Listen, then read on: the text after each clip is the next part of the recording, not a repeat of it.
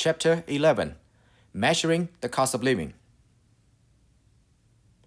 To grasp the concept of the cost of living, it is crucial to understand the various price index indicators available. There are four primary indicators: the Consumer Price Index (CPI), the Producer Price Index (PPI), the Personal Consumption Expenditures Index (PCE), and the GDP deflator. 1. Consumer Price Index (CPI). It is a measure of the cost of a basket of goods and services bought by a typical consumer relative to the cost of the same basket in the base year. It tells us how much prices have changed over time for the average consumer. CPI is reported monthly by the Bureau of Labor Statistics, BLS. 2. Producer Price Index (PPI). It is a measure of the cost of a basket of goods and services bought by firms. It is often used to predict future changes in the CPI. PPI is also reported monthly by the BLS. 3. Personal Consumption Expenditures Index (PCE) covers a broader range of expenditures, including goods and services purchased on behalf of consumers. It uses actual spending data and updates weights regularly to reflect changing consumption patterns. It is reported monthly by the BEA, Bureau of Economic Analysis. It is a preferred inflation measure by the Federal Reserve. PCE equals total consumption expenditure divided by nominal GDP times 100. 4. GDP deflator. It measures the overall level of prices for all goods and services produced domestically. That means it includes prices from consumption spending, investment spending, government spending, and exports, but excludes imports. GDP deflator equals nominal GDP divided by real GDP times 100. The pie chart shows the major components of the Consumer Price Index (CPI) based on average household spending. Here is a rough breakdown. Housing, 42%, includes shelter, fuel, and utilities. Transportation, 18%, includes cars, buses, and subways. Food and beverages, 14%, includes food at home, food away from home, and alcohol. Medical care, 8%. Education and communication, 6%. Recreation, 5%. Apparel, 2%, includes clothing, footwear, and jewelry. Other goods and services, 3%, includes haircuts, cigarettes, and festivities. Let us observe the graph illustrating the trajectories of the CPI and the GDP deflator. In the graph, CPI is represented in green, while the GDP deflator is shown in red. Although both CPI and the GDP deflator are price index indicators, we see that CPI tends to overshoot compared to the GDP deflator. Let us explore the reasons behind this discrepancy in the next slide. Problems in measuring the cost of living.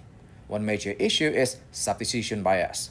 This occurs because the prices of various goods and services in a basket do not change proportionately. Consumers often substitute goods that have become relatively cheaper, leading to a change in consumption behavior that CPI may not fully account for. For example, if apples become more expensive than mangoes, consumers may buy more mangoes instead. Another problem is the introduction of new goods. CPI relies on a fixed basket of goods and services, which means it does not immediately reflect new products entering the market. For example, new technologies like home assistant devices are not captured in the CPI until they are incorporated into the basket of goods, which can take some time.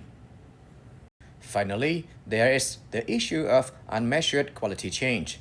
The CPI does not account for changes in the quality of goods and services. While there is significant variation in the quality of products available in the market, CPI does not adjust for these quality differences, which can lead to inaccuracies in reflecting true changes in the cost of living. For example, if quality deteriorates but price stays the same, the value of money falls. If quality rises but price stays the same, the value of money rises. Note that perfect measure of cost of living index should be low when a new better goods are introduced to the market that can lower some costs. Core CPI is a measure of the overall cost of consumer goods and services excluding food and energy. These categories are excluded because their prices tend to be highly volatile in the short run. Defining the procedure for calculating the price index. For clarity, we will focus on the Consumer Price Index, CPI, as it is commonly used in professional studies and across many economies. The CPI is calculated as the ratio of the cost of the basket of goods in the current year to the cost of the same basket in the base year, multiplied by 100. Once you have the CPI, you can use it to calculate the inflation rate. The inflation rate represents the percentage change in the price index from the previous period or month. To compute the inflation rate, take the CPI of time 2 minus the CPI of time 1 and then divide the result by the CPI of time 1 and then multiply by 100%. Additionally, understanding the procedure for defining the price index allows us to calculate the dollar value across different time periods. For example, the value of $1 in year 2 can be calculated by taking the value of $1 in year 1 and multiplying it by the ratio of the price level in year 2 to the price level in year 1. Let's walk through an example of how to compute the inflation rate using a basket of goods. We assume a fixed basket of 4 hot dogs and 2 hamburgers. Prices are tracked over 3 years, with 2022 as the base year. Step 1.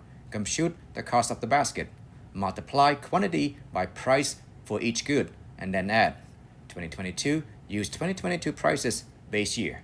2023, use 2023 prices with same quantities. 2024, use 2024 prices with same quantities. Step 2. Compute the CPI. CPI equals cost of basket in current year divided by cost of basket in base year times 100. CPI in 2022 base year equals 100. CPI in 2023 and 2024 are calculated using the base year cost. Step 3. Compute the inflation rate. Inflation rate equals CPI in time 2 minus CPI in time 1 divided by CPI in time 1 times 100%. For 2022, inflation rate equals 0%. 2022 to 2023, inflation rate equals 75%. 2023 to 2024, inflation rate equals 42.86%. By following these calculation steps, you can arrive at the same answers I have provided here. This method helps us track how prices change over time using a fixed basket of goods and is commonly used to measure inflation. Consider another exercise. Jack's salary in 2015 was $50,000. The government statistics indicate a CPI of 100 for 2015 and 120 for 2023. Determines Jack's estimated salary in 2023 if it increases proportionately to the inflation rate. To address this question, we use the formula for adjusting dollar values across different time periods. Specifically, we multiply Jack's salary in 2015, $50,000, by the ratio of the CPI in 2023, 120, to the CPI in 2015, 100, resulting in $60,000. Indexation occurs when a dollar amount is automatically adjusted for inflation, usually by law or contract. This helps maintain the real value of payments over time as prices change. When the Consumer Price Index CPI rises, it directly affects the following: cost of living allowance, COLA. Wages increase automatically in response to a rise in the CPI. Social Security benefits, adjusted annually to help recipients keep up with rising prices.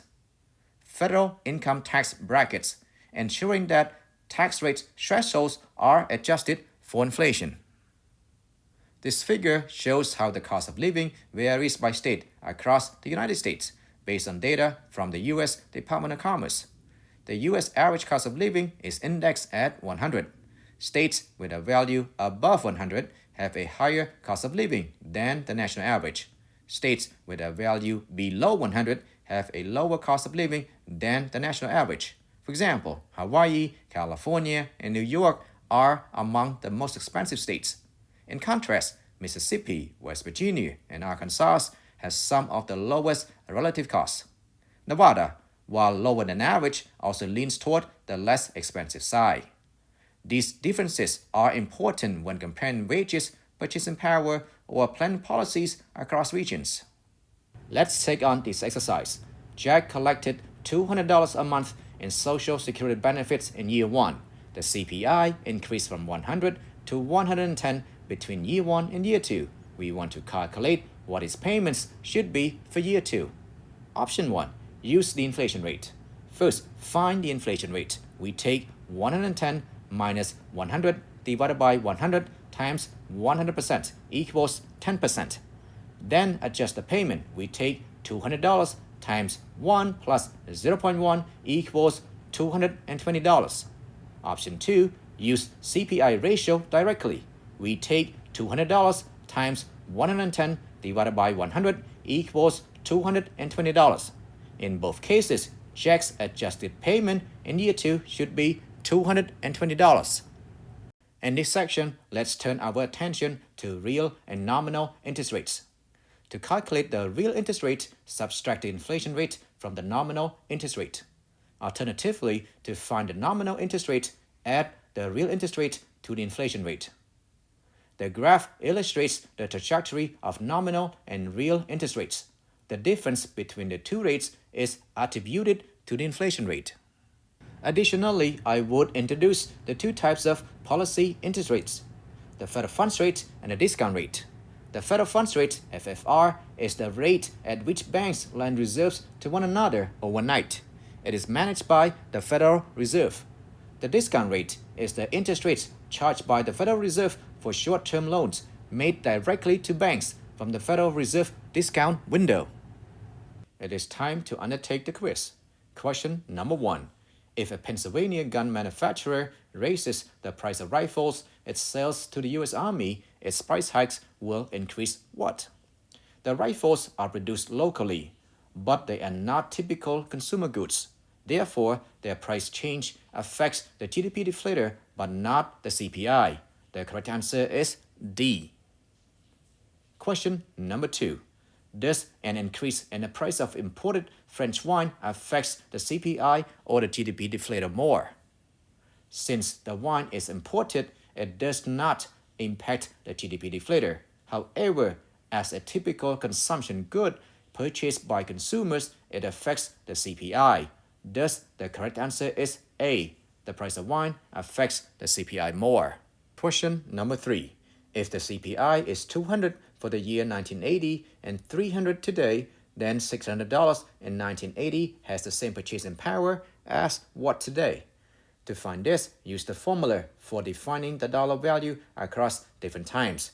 By multiplying the dollar value of 1980, $600, by the CPI of today, 300, and divide by the CPI of 1980, 200, this yields $900. Therefore, the correct answer is D. Question number 4. You deposit $2,000 in a savings account and a year later you have $2,100. Meanwhile, the CPI rises from 200 to 204. In this case, the nominal interest rate is what percentage and the real interest rate is what percentage. To solve this question, first find the nominal interest rate. It is calculated as the percentage change in the amount $2,100 minus $2,000 divided by $2,000 times 100% equals 5%. Then find the inflation rate by taking 204 minus 200 divided by 200 times 100% equals 2%. The real interest rate is then found by subtracting the inflation rate from the nominal interest rate, 5% minus 2%, resulting in 3%. Therefore, the answer is D, with a nominal interest rate of 5% and a real interest rate of 3%. Question number 5. Suppose the market equilibrium has an expected real interest rate of 3% and people expect inflation to be 4%. What is the nominal interest rate? If inflation turns out to be 5%, what is the real interest rate? Is it less than that expected? To find the nominal interest rate, we can add the expected real interest rate 3% to the expected inflation rate 4%, which gives a nominal interest rate of 7%. If inflation turns out to be 5%, the real interest rate is calculated by taking the nominal interest rate minus the actual inflation rate, 7% minus 5%, resulting in 2%. This real interest rate of 2% is less than the expected real interest rate of 3%. Therefore, the answer is A. Case study. Suppose a borrower and a lender agree on a loan with a fixed nominal interest rate. Later, the actual inflation rate turns out to be different from what they both expected. The question is, who benefits and who loses when inflation is either higher or lower than expected? Scenario 1. Inflation is higher than expected. Suppose expected nominal interest rate equals 8%, expected inflation rate equals 4%, then expected real interest rate equals 8% minus 4% equals 4%. If actual inflation rate is 5%, then actual real interest rate equals 8% minus 5% equals 3%. Thus, the borrower gains and the lender loses. Scenario 2. Inflation is lower than expected. Suppose expected nominal interest rate equals 8%, expected inflation rate equals 4%, then expected real interest rate equals 8% minus 4% equals 4%. If actual inflation rate is 3%, then actual real interest rate equals 8% minus 3% equals 5%. Thus, the borrower loses and the lender gains.